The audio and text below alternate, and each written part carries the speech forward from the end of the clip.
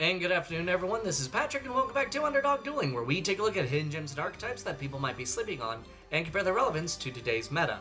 So today, I have with you another deck profile, and this is actually kind of a fun little combination that I've been testing out. I've started looking into pendulum decks, and I do want to build Valence next. I've been trying to build them, but I'm still missing one of their key cards, Shinonome, the Priestess, so hoping to get a play set of those here soon, either through trade or online. But otherwise, I figured I'd show you guys another pendulum deck that is very aggro in its approach. Basically, swarm out a bunch of monsters and swing over your opponent and barrel them down. And that is Dinomist. But this particular one is actually using a very particular card in it, and that is Guiding Ariadne. So this is actually Dinomist with a counter trap engine, I guess you'd say, with this. What kind of brought this on? Well, each of the Dinomist monsters have a pendulum skill of to 6, and Guiding Ariadne has a skill of 3, and makes it to where when it's in a pendulum zone, you don't have to discard or pay life points for any and all counter traps. So basically, your goal is to try and set the 2 out, pendulum summon out, and then try and keep some of your back row free to just constantly counter your opponent, along with steamrolling them with steam machines. But yeah, this is actually kind of a fun little deck that I mostly started on, made on Master Duel back during the storyline, because it was actually one of my favorite storylines, and so I decided to build the deck in real time a few months ago. So without further ado, let's dive in, and if you want to see more, please remember to like and subscribe, and follow me on Twitter at Soren's Lair. Alright, let's go ahead and get started. We're starting off with kind of the main card that inspired a lot of this. Guiding Ariadne, before we get into our Dinomists. So Guiding Ariadne is a level 4 scale 3, and like I mentioned in the intro, you don't have to pay life points or discard to activate counter traps. Now, if it is normal summon, or if it's on the field and it's destroyed by battle or card effect, you can reveal any 3 counter traps. Your opponent chooses 1 to add to your hand, and you shuffle the rest back into your deck. And again, since this is a scale 3, this does allow you to facilitate literally all of your plays, so I thought that'd be kind of fun. This is more of an experiment than anything. Next, for our Dinomists, we run 3 Dinomist Plesios. It is a scale 6, and then it's once while this card is in your pendulum zone, you can negate the activated effect that targets another Dinomist, and then destroy this card, allowing it to go back into the extra deck, so that way you can summon it out again. And then if it's on the field, all face-up monsters your opponent controls lose 100 attack and defense for every Dinomist card you control. So you get 1 out, your opponent loses 100 attack and defense. Nothing really significant, but it's mostly just to use as kind of a pendulum bridge. Then we have 3 copies of Dinomist Ankylos.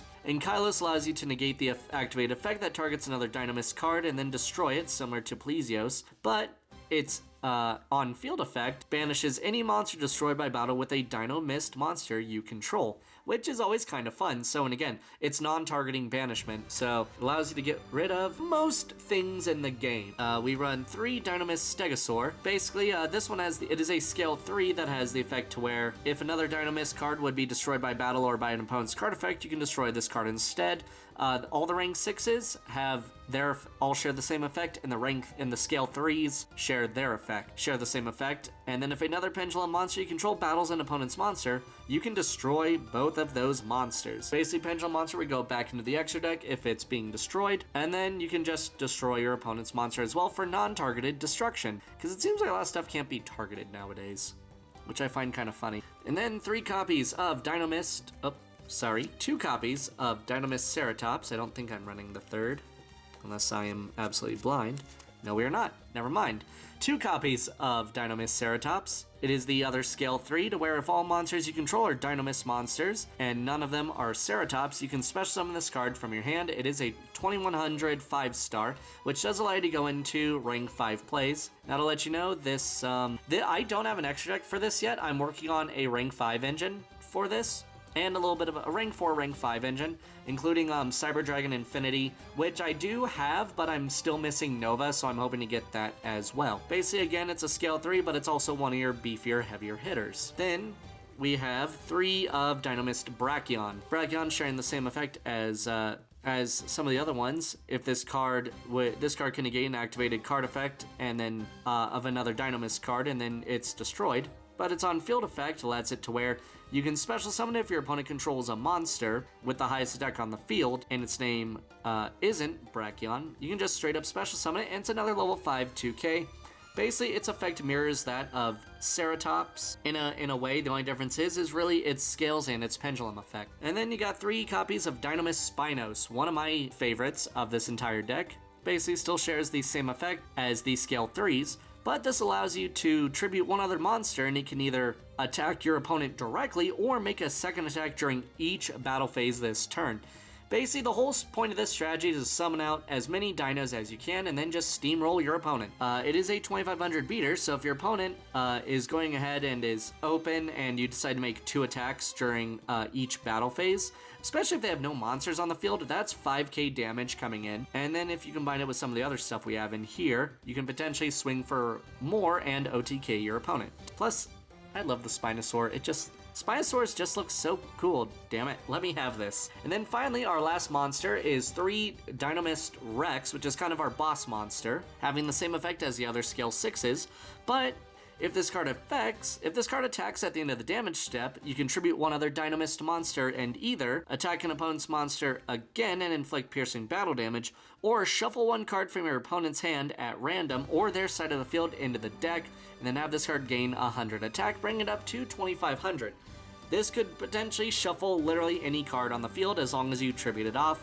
And again, a lot of this is all non-targeted removal, so you do tend to bypass almost all restrictions. Yeah, this card and Spinos are kind of like your linchpins, and it basically allows you to try and push as much as you can for game, as long as you have tribute fodder. Next, going into the spells, we run 3 copies of Dinomist Charge. It is a continuous spell in which, when this card is activated, you add 1 Dinomist monster from your deck to your hand. Once per turn, if a Dinomist card is added from the field to the extra deck, face up, you can add 1 of those cards to your hand.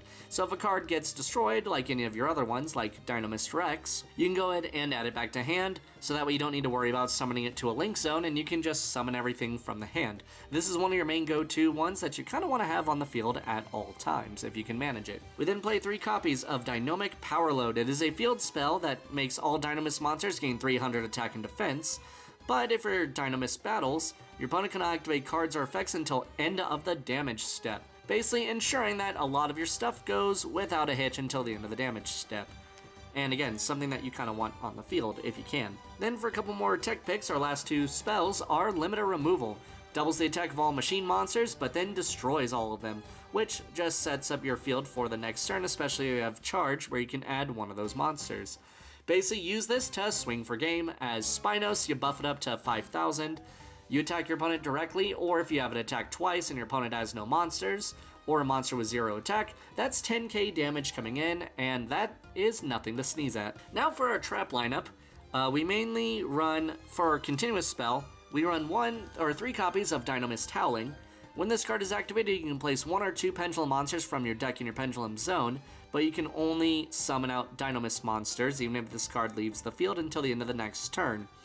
Then once per turn, if this card is already up in your spell and trap zone, you contribute 1 Dinomist monster and bounce any card back to hand. This is kind of your main trap if you're missing some of your scales, or not the scale you're missing. Say you have nothing but 6s and you need a 3. This helps facilitate that, and then potentially bounce some cards back to hand. Now for our counter trap lineup, we run 3 copies of Solemn Strike, 2 copies of Solemn Judgment for the Omni Negate, 1 Rebirth of Parshath, which just requires you to pay 1000 life points and discard a card, and reveal a counter trap to negate, basically give an Omni Negate, and gives you a Parshath monster from your extra deck, which probably won't run, but I might if it seems fun. And then 1 Spell Vanishing to negate the activation of a spell card, and then send all cards of that got negated. Perfect in a Runic deck if people are trying to throw that or Sky Strikers at you, because it gets rid of all copies. Sends them to the graveyard, but that might actually be better for Sky Strikers anyway, because they can just add their stuff back to hand. So go for Runics if you're going to run this card. And then lastly, Negate Attack.